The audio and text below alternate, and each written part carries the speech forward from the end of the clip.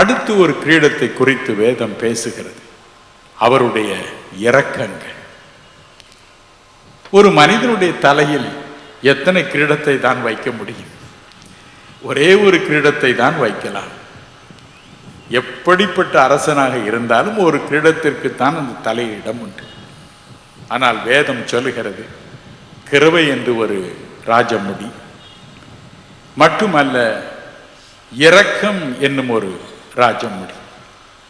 இந்த இரக்கம் என்று சொல்லாமல் அது இரக்கங்கள் என்று தேவன் சொல்கிறார். காரணம் என்ன தெரியுமா? வெளிப்படுத்தின விசேஷம் 19ஆம் அதிகாரம் 12ஆம் வசனம் சொல்லுகிறது, இயேசு கிறிஸ்துவின் சிரசில் அநேக கிரீடங்கள் இருக்கின்றனவா. அவருடைய சிரசில் அநேக கிரீடங்கள் இருக்கின்றனவா. இயேசு கிறிஸ்துவுக்கு ஒரு கொள்ளை ஆசை உங்களையும் என்னையும் பற்றி. என்ன தெரியுமா? 1 யோவான் 4ஆம் அதிகாரம் 17ஆம் வசனத்தின் படி, அவர் இருக்கிற வண்ணமாக இந்த உலகில் நாம் இருக்க வேண்டும்.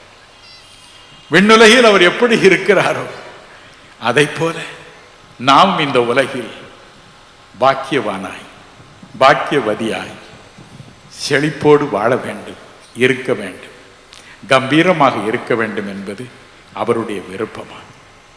என்ன அன்பு பாருங்க, இயேசுவின் அன்பை பாருங்க. நாம் வறுமையில் உழல வேண்டும் என்பது அவருடைய விருப்பம் அல்ல. அவருடைய தலையில் கிரீடங்கள் இருக்கின்றனவா. எனவே நமக்கும் கிருபை என்னும் ஒரு கிரீடத்தை சூட்டி பரவசம் அடைகிறார்.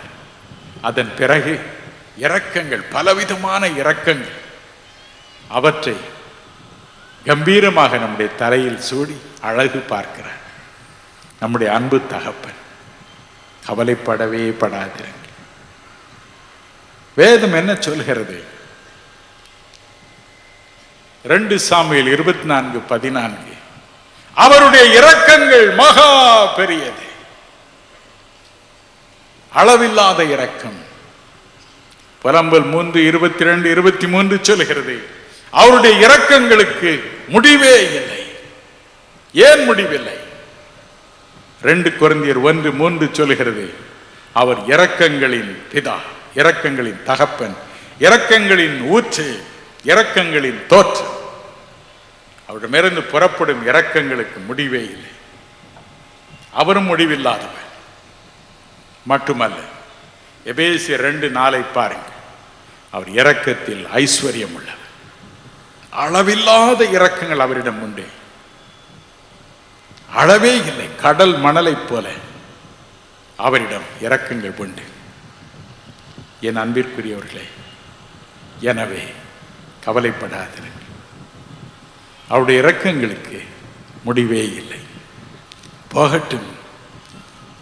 இன்னும் ஒரு முக்கியமான காரியத்தை பாருங்கள். யாருக்கு அவர் இரக்கத்தை அளவில்லாமல் வாரி கொடுக்கிறாரா? ஓசியா தீர்க்கதரிசியின் புத்தகம் 14ஆம் அதிகாரம் 3ஆம் வசனம் சொல்கிறது, திக்கற்றவன் உம்மிடத்தில் இரக்கம் பெறுகிறான். திக்கற்றவன் உம்மிடத்தில் இரக்கம் பெறுகிறான். பவுலடிகளை பாருங்கள். 1 தீமோத்தேயு 1:13 அவர் சொல்கிறார், நான் தூஷிக்கிறவனாயிருந்தேன், துன்பப்படுத்துகிறவனாயிருந்தேன், கொடுமை செய்கிறவனாயிருந்தேன், ஆனால் நான் திக்கற்றவனாயிருந்தேன். பாவியாகி எனக்கு, பாவிகளில் பிரதான பாவியாகிய எனக்கு ஒரு திக்கு இல்லை. எனவே தேவன் என்னை பார்த்து எனக்கு இரக்கம் கொடுத்தார், என் வாழ்க்கையை மாற்றினார், நான் இரக்கம் பெற்றேன் என்று 1 தீமோத்தேயு 1:13 சொல்கிறார். திக்கற்றவன் தேவனே உம்மிடத்தில் இரக்கம் பெறுகிறான் என்று ஓசியா தீர்க்கதரிசி எழுதி வைத்தார். அந்த இரக்கத்தை அவர் பெற்றார். நாட்கள் கடந்தன. அவர் இறை தொண்டை செய்து கொண்டு வந்த பொழுது அவரை விட்டு எல்லாரும் போய்விட்டார்கள். ஒரே ஒரு மனிதன் இருந்தார், எப்பாப்பிரோ தீத்து என்ற ஒரு மனிதன். பிலிப்பியர் 3:25 படி, பிலிப்பியர் 2:25 படி, 2:30 படி, இரவும் பகலும் அவரை நேசித்து முதிர் வயதான பவுலுக்கு ஊழியம் செய்து வந்தார். அவரை எல்லா விதத்திலும் பராமரித்து வந்தார். ஒரு நாள் கொடிய நோய் ஒன்று அவனை பற்றியது. அவன் உயிர் போகும் நிலை வந்தது. பவுலடிகள் முழங்கால் படியிட்டார். தேவனை நோக்கி கதறினார். நான் திக்கற்றவன் என்பதை நினைத்தருடும். இந்த உலகில் எனக்கு யாரும் இல்லை. இந்த ஒரே ஒரு மனிதன் தான் இருக்கிறார். எனக்கு மனைவி இல்லை, எனக்கு பிள்ளைகள் இல்லை. நான் திக்கற்றவன். என்னுடைய தலையில் எழுதியிருப்பதை பாரு. இரக்கம் பெற்ற திக்கற்றவன் என்று எழுதியிருப்பதை பாரு. மனம் இறங்கும் என்று கதறினார். தேவன் மனம் இறங்கினார். அவனுடைய உயிர் திரும்ப வரும்படிக்கு அருள் புரிந்தார். இதை குறித்து பிலிப்பியர் 2:27 பவுலடிகள் இப்படி சொல்லுகிறார். எப்பாப்பிரோ தீத்து வியாதிப்பட்டு மரணத்திற்கு சமீபமாக இருந்தது மெய்தான் என்றாலும் தேவன் அவனுக்கு இறங்கினார். அவனுக்கு மட்டுமல்ல, துக்கத்தின் மேல் துக்கம் எனக்கு உண்டாகாதபடிக்கு எனக்கும் இறங்கினார். என் அன்பிற்குரியவர்களே, இதற்குதான் தேவனுடைய இரக்கம். உங்கள் தலையில் தேவனுடைய இரக்கங்கள் என்னும் ஒரு முடி இருக்க மாட்டோம். அவர் உங்களுக்கு எல்லா சூழ்நிலைகளிலும் மனம் இறங்கியே தீர வேண்டும். அமெரிக்க ஐக்கிய நாட்டில் ஒரு குறிப்பிட்ட நகரில் நடந்த ஒரு காரியம். முக்கியமான ரஸ்தா ஒன்று அந்த நகரின் நடுவே இருக்கிறது. அதில் சிறு பள்ளி மாணவர்கள் மாணவிகள் ரோட்டின் ஒரு பக்கம் இருந்து மறுபக்கம் கடக்க ஒரு குறிப்பிட்ட இடத்தை வைத்திருக்கிறார்கள். பிள்ளைகள் கடக்கும் பொழுது சிவப்பு விளக்கு எரியும். அந்த விளக்கு எரியும் பொழுது எல்லா வாகனங்களும் நிறுத்தப்படும். ஒரு நாள் சிறுவர்கள் கடந்து கொண்டிருந்தார்கள். லாரி ஒன்று வேகமாக வந்தது. அவன் இந்த சிவப்பு விளக்கை பார்க்கவே இல்லை. அலட்சியமாக லாரியை செலுத்தினான். கடந்து கொண்டிருந்த பிள்ளைகள் சிதறி ஓடினார்கள், தப்பித்துக் கொண்டார்கள். ஒரே ஒரு சிறுவனை தவிர. 6 வயதே நிரம்பிய அந்த சிறுவன் இந்த லாரியின் சக்கரத்தில் சிக்கிக் கொண்டான். லாரி அதன் மீது ஏறியது. கதறினான். ரத்தம் எல்லா பக்கமும் சிதறியது.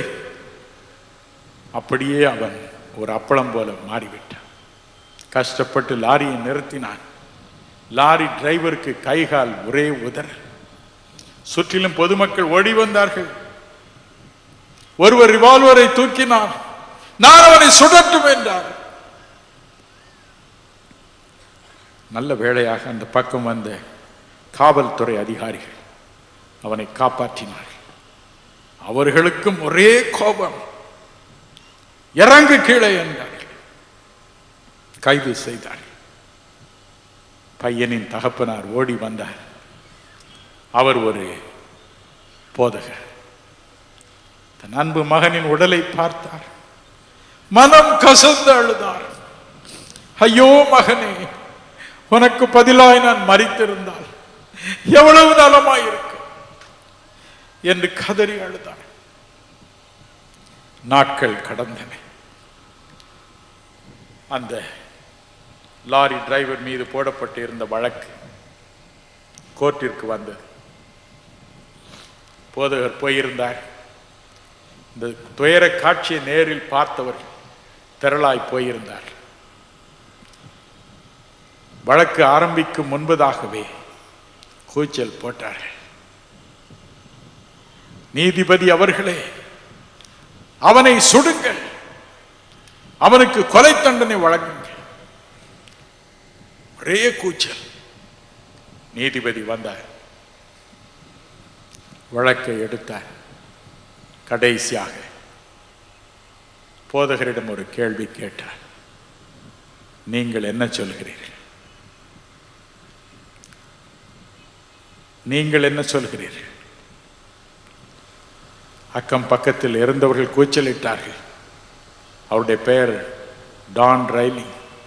சொன்னார்கள், டான், அவனை தூக்கிலிடும்படி சொல், அவனுக்கு மரண தண்டனை வழங்க வேண்டும் என்று சொல், இல்லை அவனை சுட்டு கொல்ல வேண்டும் என்று சொல். ஒவ்வொருவரும் கோபத்தோடு கூச்சலிட்டார். ஆனால் போதகர் சொன்னார், தயவு செய்து அவனை மன்னித்து விடுங்கள், நானும் மன்னித்து விடுகிறேன். காரணம், அவன் திக்கற்றவன், அவனுக்கு உலகில் யாரும் இல்லை, அவன் திக்கற்றவன், அவனை தண்டிப்பதினால் என்ன பயன்? அவனை விட்டுவிடுங்கள். அப்படியே அவனை விடுதலை செய்தார்கள். அவன் வந்து அவருடைய காலில் விழுந்தார். அப்பொழுதும் ஜனங்கள் அவனை கொல்லத்தான் வேண்டும் என்றார்கள். மிகுந்த கஷ்டத்தோடு காவல்துறை அதிகாரிகள் அவனை காப்பாற்றினார். போதகர் சொன்னார், அவன் திக்கற்றவன், அவன் திக்கற்றவன், ஆகவே நான் இரக்கம் பாராட்டினேன் என்று சொன்னார். என் அன்பிற்குரியவர்களே, கவலைப்படாதீர்கள். இன்று நமக்கு தேவனுடைய சமூகத்திலிருந்து கிருபை இரக்கம் கிடைப்பதற்கு காரணம், நாம் திக்கற்றவர்கள் என்பதை அவர் அறிந்திருக்கிறார். நமக்கு தெரியாமலேயே நம்முடைய நெற்றியில் எழுதி வைத்திருக்கிறார், இவன் திக்கற்றவன். ஆகவே இரக்கங்களின் முடிகளை தரித்திருக்கிறேன். அப்படி அவர் நம் மீது அன்பு பாராட்டுவதற்கு வேறொரு காரணமும் உண்டு. சிலுவையில் தொங்கும் இயேசுவை பாருங்கள். அவருடைய தலையில் கிருபை என்னும் முடியல்ல, ராஜ முடியல்ல, முள் கிரீடம், முள் முடி தரித்து புலம்பி அழுகிறார், என் தேவனே, என் தேவனே, ஏன் என்னை கைவிட்டீர்? புலம்பி அழுதார். அவருக்கு தெரியும், தனிமையாக திக்கற்றவனாக சிலுவையில் தொங்குவது எப்படி இருக்கும் என்று. வாசிப்போமா? சங்கீதம் 69, 19, 20 வசனங்களை வாசிக்க கேட்போம். சங்கீதம் 69, 19, 20. தேவரீர் என் நிந்தையையும் என் வெட்கத்தையும் என் அவமானத்தையும் அறிந்திருக்கிறீர். என் சத்துருக்கள் எல்லாரும் உமக்கு முன்பாக இருக்கிறார்கள். நிந்தை என் இருதயத்தை பிளந்தது. நான் மிகவும் வேதனைப்படுகிறேன். எனக்காக பரிதபிக்கிறவன் உண்டோ என்று காத்திருந்தேன், ஒருவனும் இல்லை. தேற்றுகிறவர்களுக்கும் காத்திருந்தேன், ஒருவனையும் காணேன். என்னை தேற்ற யாரும் இல்லை. சிலுவையில் அனாதை போல தொங்கிய சிலுவை நாதரை ஆற்றி தேற்ற யாரும் இல்லை. ஆகவே இன்று நீங்கள் அழும் பொழுது அது அவருக்கு தெரியும். எனக்கு இந்த நோய் எதற்கு, எனக்கு வேண்டாம் என்று நீங்கள் புலம்பும் பொழுது அவர் அதை அறிவார். அவரும் மனம் இறங்குவார். முடிவில்லாத இரக்கம் உங்கள் பக்கத்திலே பாய்ந்து வரும். இன்று இரவு அவருடைய இரக்கங்கள் உங்களிடமாய் பாய்ந்து வரும். உங்கள் கண்ணீரை துடைக்கும், உங்களுக்கு விடுதலை அருளி செய்யும். ஒரு தாய் தன் பிள்ளையை தேற்றுவது போல நான் உங்களை தேற்றுவேன் என்று ஏசாயா 66:13 வாக்கு கொடுத்திருக்கிறார். சில மாதங்களுக்கு முன்பு நான் விசாகப்பட்டினம் என்ற தெலுங்கு நாட்டில் உள்ள ஒரு நகருக்கு போயிருந்தேன். அங்குள்ள மக்கள் ஒரு பாடலை மிக அழகாக தெலுங்கில் பாடினார். கண்ண தள்ளி చేర్చునట్లు నన్ను చేర్చున ప్రియుడు, కన్న తల్లి చేర్చునట్లు నన్ను చేర్చున ప్రియుడు. அன்பு அன்னை என்னை தேற்றுவது போல அன்பர் என்னை தேற்றுவார். இதுதான் அந்த அர்த்தம். எனக்கு மிகவும் இனிமையாக இருந்தது. பாடலை அதிகமாய் அது மிக ஆழமாய் நன்றாய் கற்றுக்கொண்டு அங்கே பாடினேன். அதன் பிறகு சென்னையில் வந்து என்னுடைய அலுவலகத்தில் என்னுடைய நண்பர்களிடம் சொன்னேன், பாருங்கள் நல்ல பாட்டு இது என்று புதிதாய் கற்றுக்கொண்டு வந்தேன் என்று சொன்னேன். அவர்கள் சொன்னார், இது ஃபாதர் பெர்க்மன்ஸ் தமிழில் இயற்றிய பாடலின் தெலுங்கு ஆக்கம் என்று சொன்னார். ஒரு தாய் என்னை தன் மகனை தேற்றுவது போல என்னையும் அவர் என் நேசர் தேற்றுவார் என்று அவர் எழுதியிருக்கிறார். ஆனால் நான் தெலுங்கில் இருந்து அதை மொழிபெயர்த்தேன். அன்பு அன்னை தேற்றுவது போல அன்பர் என்னை தேற்றுவார். இதை நான் கொஞ்சம் பாடுகிறேன். பாடும் இடத்தில் எல்லாம் இதை திரும்ப திரும்ப பாடுங்கள் என்று கேட்டார்கள். ஏனென்றால் ஃபாதர் பெர்க்மன்ஸ் பாடினது போல என்னால் பாடவும் முடியாது, பாடவும் தெரியாது. நான் தெம்மாங்கு பாடுகிறவன், கிராமத்தாசாமி. அப்படி பாடுகிறேன், பாருங்கள். தெரிந்தவர்கள் பாடலாம். அன்பு அன்னை தேற்றுவது போ அன்பர் என்னை தேற்றுவார். அன்பு அன்னை, அன்பு அன்னை, அன்பு அன்னை தேற்றுவது போ அன்பர் என்னை தேற்றுவார். மார்போடு அணைப்போரே மனக்கவலை தீர்ப்பாரே. மார்போடு அணைப்போரே மனக்கவலை தீர்ப்பாரே. அன்பு அன்னை தேற்றுவது போ அன்பர் என்னை தேற்றுவார். அன்பு அன்னை, அன்பு அன்னை, அன்பு அன்னை தேற்றுவது போ அன்பர் என்னை தேற்றுவார். கரம் பிடித்து நடத்துவார், கண்மலை மேல் நிறுத்துவார். கரம் பிடித்து நடத்துவார், கண்மலை மேல் நிறுத்துவார். அன்னை தேற்றுவது போ அன்பர் என்னை தேற்றுவார். அன்பு அன்னை, அன்பு அன்னை, அன்பு அன்னை தேற்றுவது போ அன்பர் என்னை தேற்றுவார்.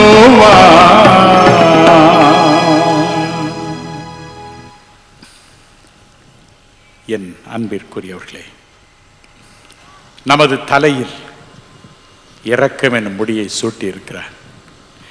இரக்கங்கள் என்னும் முடிகளை சூட்டி இருக்கிறார். கிருபை என்னும் முடியை சூட்டி இருக்கிறார். இன்று இரவு நாமும் கூட தேவனே, நான் திக்கற்றவன், நான் திக்கற்றவள் என்று கதறுவோம். பாவம் என் வாழ்க்கையை நாசமாக்குகிறது, நான் திக்கற்றவன் என்று கதறுவோம். கர்த்தரதை கேட்பார், இரக்கம் பாராட்டுவார், உங்களை தேடி வருவார், உங்கள் மத்தியில் உலாவுவார், உங்கள் பெயரை சொல்லி அழைப்பார், உங்களுடைய குறைகளை சொல்வார். இன்று இரவு அதை தீர்ப்பார். உங்கள் வாழ்க்கையில் இரக்கங்கள் முடிவில்லாமல் பாய்ந்து செல்லும்.